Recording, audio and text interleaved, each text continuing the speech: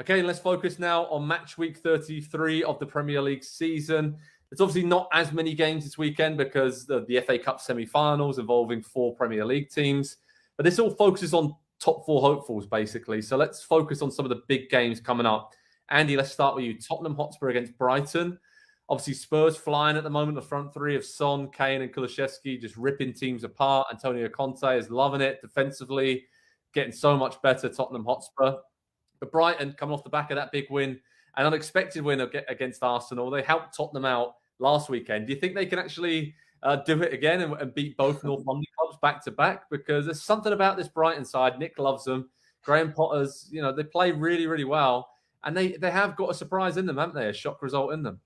Yeah, they do. And they've done it many times. But I'm looking at the way that they play, the way that Spurs are playing right now, and the form that Spurs are in, playing the way that they're playing right now.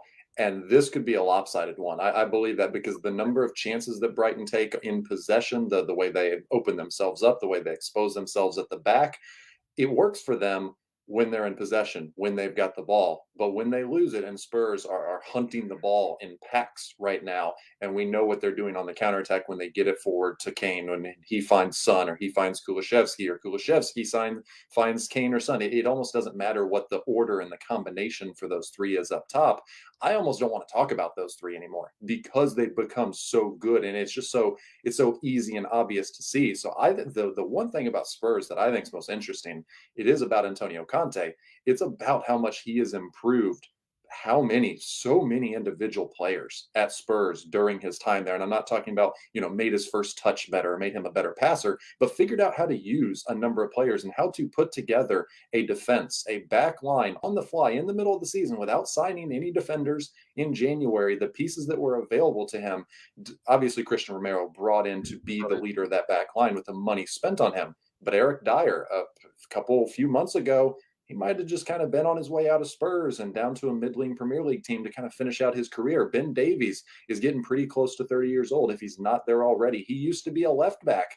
He's now a left center back, and it just works along the back line. Everybody's strengths are played to. Everybody's weaknesses are protected by someone else there along the back line or in the midfield, and they're so good defensively because they're so tough. That it's a lot of really hard-nosed, tough players who will run through a wall, and then they might get a little bit crazy with the challenges from now and then.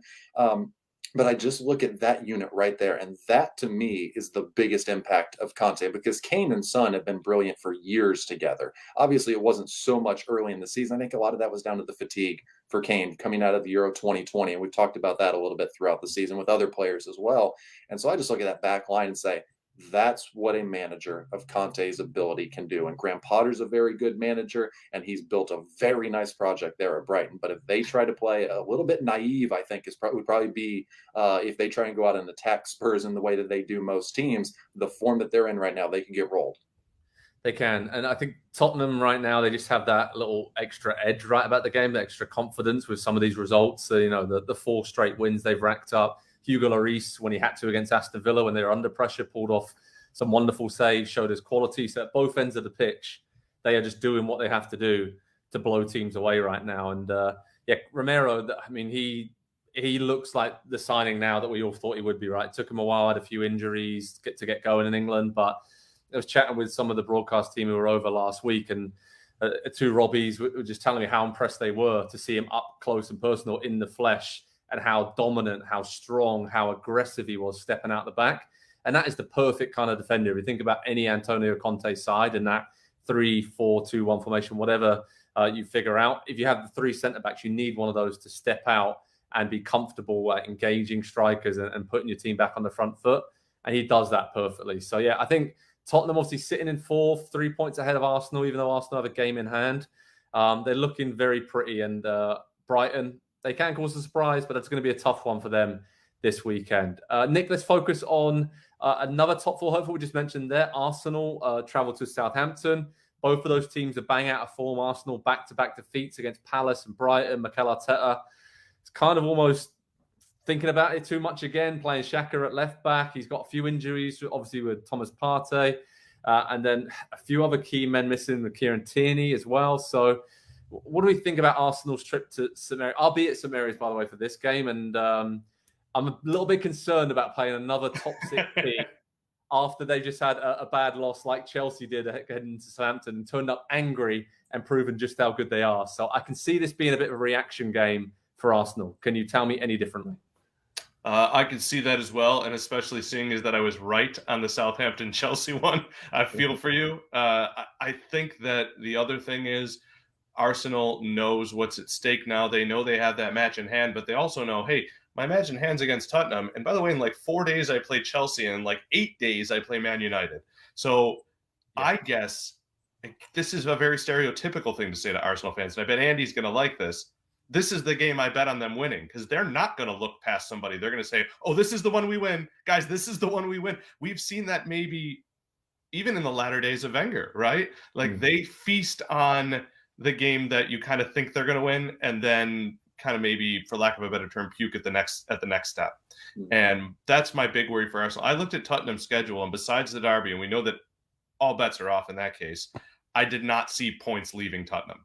I mean, maybe 1 or 2 here or there, but I've kind of penciled them in. And as Chelsea now will probably run away from third, games like this are Arsenal's last hope. They have to take 3 points.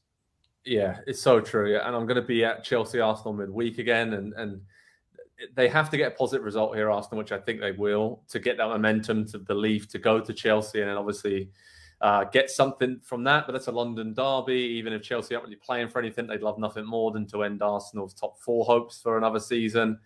But Southampton, let's not talk too much about them, but a very strange team. They can cause upsets, as we've seen this season, winning away at Spurs, drawing against both Manchester clubs home and away. But then they can go out and have, in my opinion, that 6-0 defeat to Chelsea was actually worse than the 9-0s in recent seasons, because that was a full-strength Southampton side. And Timo Werner hit both posts, the crossbar missed the sitter, scored in the first half. They're 4-0 down at half-time. And Fraser Forster, the Southampton goalkeeper, stood on his head and made 4 or 5 really good saves. So that could have been worse than a 9-0. So, again, that can come out of nowhere, and they seem to actually react to those defeats quite well in recent seasons. So a very strange team to predict. And it's a young team as well. Let's not forget that, with Livramento, Brozier, and even someone like Ward-Prowse as the captain. He's still fairly young in Premier League standards. So I feel like there'll be a reaction from Saints as well, but Arsenal just have a little bit too much quality and will turn up angry at St Mary's for that game. Okay, focusing on Manchester United against Norwich. I feel like we can still class Man United as top 4 hopefuls. Can we still do that, Andy? I mean, shocking defeat and shocking display away at Everton last time out. The top 4 hopes pretty much done and dusted. But if they beat Norwich and other results go their way this weekend, then all of a sudden they're only 3 points off the top 4. But Norwich, again, beat Burnley last time. Dean Smith's side are just hanging on, just giving themselves a chance. They're 7 points from safety, played 1 more game than Everton. So this is, again, must-win category for both these teams to keep their seasons alive. So what do we expect in this game? Yeah, I'm looking at the fixtures here as you're asking me, can we still count Manchester United as a top 4 hopeful? It's a pretty difficult stretch. They've still got Liverpool, Chelsea, Arsenal, even their games against some of the lesser teams, if you will, Brentford, Crystal Palace, teams in good form at the moment, teams with identities. I think that's very important coming the end of the season, especially when you've got some teams that don't have anything to play for, and you've got some teams that are just trying to get to the beach this summer, and all sorts of different things. If Manchester United can't win this game, and they can't do it comfortably, and they can't really show something in this one, then I don't know that. I don't think it matters, obviously, for the top 4 at that point, but then it almost becomes a question of what have they been doing the last 6 months under Ralph Rangnick? Like, there was a plan that was put into place, and it seemed like it was a smart way of doing things, and transitioning from not just one manager, but kind of an era of multiple managers that they have hired and fired since Sir Alex Ferguson has left. And now it's like 7-8 games left in the season. Are they even in the mix? Like, that's the question that we're asking about Manchester United right now. We talked earlier this week about winning trebles and quadruples, and the fact that Manchester United, the one club from England that did that 22 years ago, and now we're talking about, can they even be in the top 4 race? So I just want to see some progression from them. And I think about the same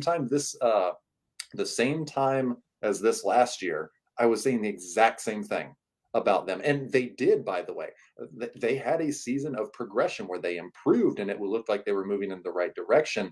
And they were answering some questions of, hey, what's going to be the long-term solution at this position or in this position? And they answered a few questions. And then they signed Ronaldo on deadline day, and it kind of blew all that up. So but it's they another also lost bought season. Sancho. I feel like they've done the Ronaldo thing is the big heavy question here, because when you have a player like Bruno Fernandes, Andy, isn't it a little bit like the Hazard Costa era at Chelsea, where you've got that big guy who's a really big personality, but he's going to defer to the playmaker? I put a lot of this on Ronaldo. You guys know that I like to put things on Ronaldo as it is, but I mean, right down to slapping the phone out of the hands. It's been a bad 3-4 months for him, except the Tottenham game.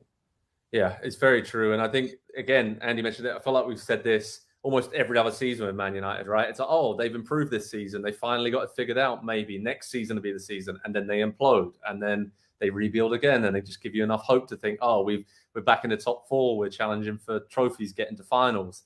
And until they figure out something structurally, we know that Erik ten Hag is close to coming in, and changes at the top with Murtaugh and Fletcher and it's just false hope after false thought. It's a mess. It really is a mess. It's bad.